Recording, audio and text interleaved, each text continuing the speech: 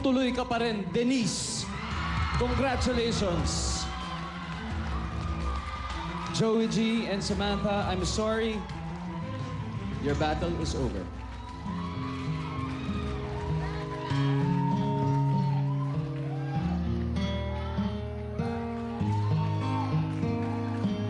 Silipin natin muli ang naging journey mo for the big break.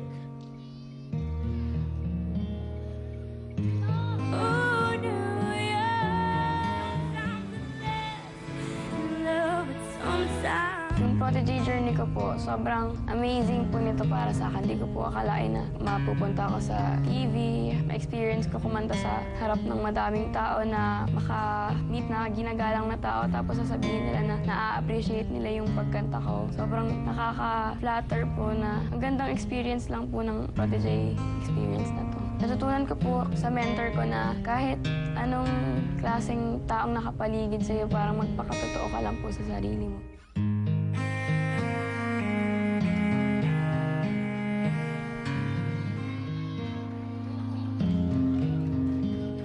Mr. Joey G. Well, ganun talaga.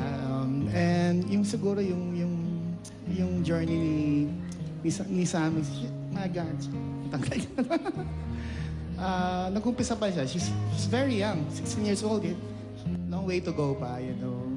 Di naman lahat ng natatalo ay talo talaga sa huli. Minsan yung mga natatalo, nagwawagi yan. So, ganun lang yun. Sa huli, ganun talaga. And I believe in, naniniwala ako sa talent ni Sam. Yun nga sinasabi, madalas kong sabihin na at the age of 16, kumbaga 16 years old siya, pero yung strength ng singing niya is there.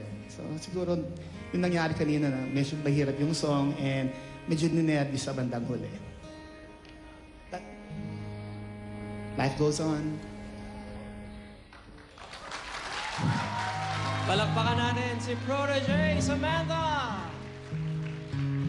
Maraming salamat, Joey G and Samantha.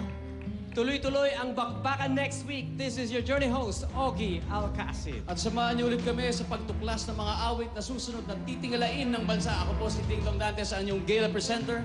And this is Prodigy. The battle for the big break. Once again on the center stage together with Mentor Joey G. Here is Samantha.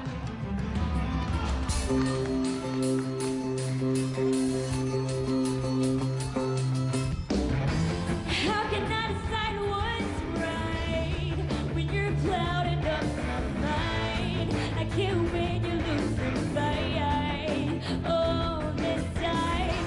Not gonna ever own what's mine when you're always taking sides, but you won't take away my pride. No, not this time.